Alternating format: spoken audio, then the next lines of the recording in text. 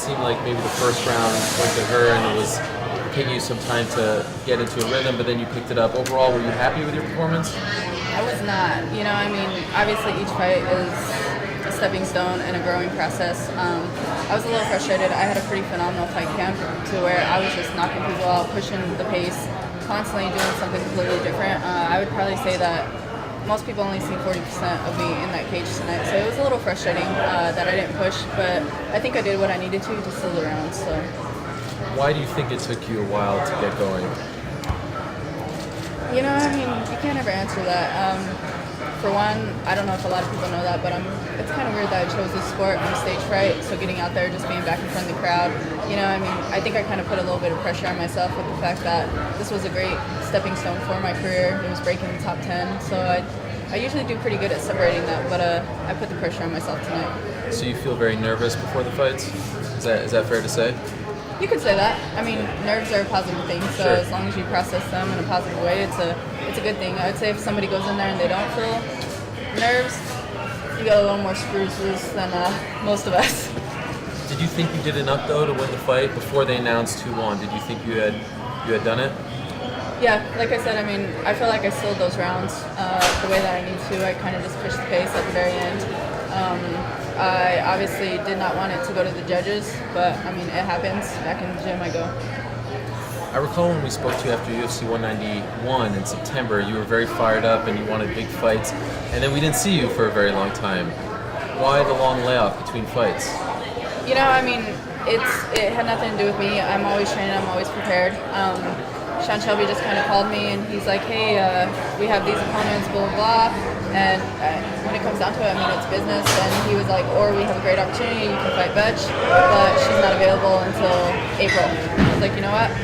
I obviously want to climb the ladder. I was talking about a revenge tour, but if I have the opportunity to jump up even higher, then I want to do that. And Betch was a great opportunity, so I said that I would take the weight. And it just gave me more time to focus on some training, do some technical training, kind of enjoy life a little bit outside of the octagon. So.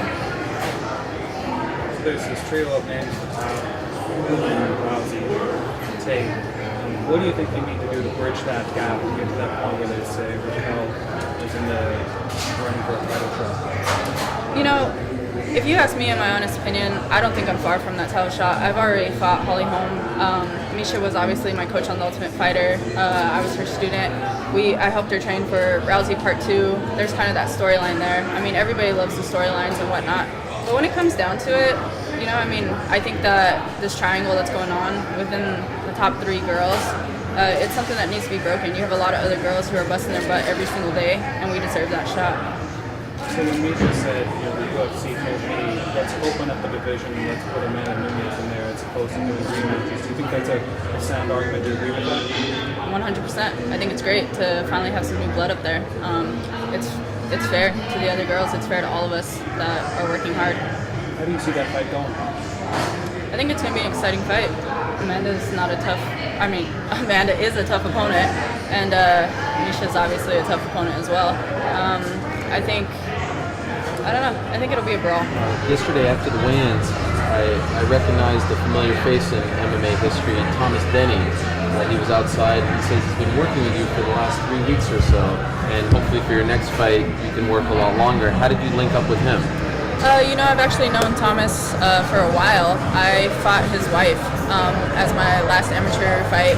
And then from there, he would just always come down to one of the gyms in Springs. We would train together, and then I would go up to Denver sometimes, we would train. And it just so happened that for this fight camp, I decided that I wanted to finish off with a lot more training partners and do different things, get different bodies in front of me. Thomas trains a lot of girls, so we kind of just threw it together, and we went up to Denver, and that's where I finished my camp. Will you keep training with him? Oh yeah, he's a great guy. Yeah. I definitely love the team that I have behind me right now, the coaching staff and everything. It's solid for me. When your longtime coach, Mark Fury, retired, was that a tough thing for you? Was that part of the transition? It's always tough, There's a little bit more that went on behind that, Mark, he's been a warrior himself throughout his life and everything. Some medical issues kind of came up with him that stirred up in my last couple fight camps. That they kind of everything kind of plays a toll, You build these relationships. Mark was definitely like that trainer to me, but he was also like a father figure. So when he kind of left the scene, it gets you a little bit. But I mean, I linked back up with an old coach, Juan Gonzalez, who we have this insane connection to where, I mean, I trust him with everything. I trust him to completely walk me through every single fight, and we have the same burning passion. So I know that we're going to do great things. Does a name come up for what you or who you want next? Obviously, I'm trying to work my way to the top. I want anybody. That's obviously within the top 10. I've always talked about this revenge tour that I'm doing, but I mean, I want the big names too. I want a rematch against Holly Holm, Kat Zingano. I have a lot more that I want to prove, and that in those fights I was the better fighter. I'm not sure if you heard, but that was your 4th win at bantamweight in the UFC, and Ronda has 6. You're not that far away. Misha has 5, so you're right in that discussion. I don't know if you knew that, but that's a pretty great accomplishment. So congratulations. Thank you. Appreciate it. Thank you. I did want to add one thing. Yeah. The 2 people you just named off, Ronda and Kat Zingano, you did mention Misha, but in the event that Misha gets past Nunez and somewhere down the road you're off of that title shot against her, how is that going to play for you emotionally, or is it just going to be business is business and this is your dream? When it comes down to it, it's business. I mean, it's business inside the cage. We can have friendships outside. Some people don't know how to separate the difference.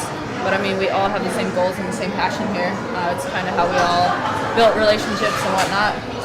Like I said earlier, I mean, the storyline is there between me and Misha. She was obviously my coach on the Ultimate Fighter. I was her student. I helped her train for her second fight against Ronda Rousey. And at the end of the day, I mean, she's still an opponent. She's obviously the one that holds the title, and that's my ultimate goal. So it kind of comes down to a selfish matter. Do you think that women are better at separating it because it's such a small community compared to the guys? It's such a big deal when teammates are going to fight each other or possibly fight each other. The women have to do it. I think that we all know it comes down to business, especially in women's MMA. I mean, we have a lot more to go out and prove. We've kind of all built this road together, So I think we don't really let the egos get in the way. We all know how to interact outside of the octagon, but yet we still have fun with it and we take it as business.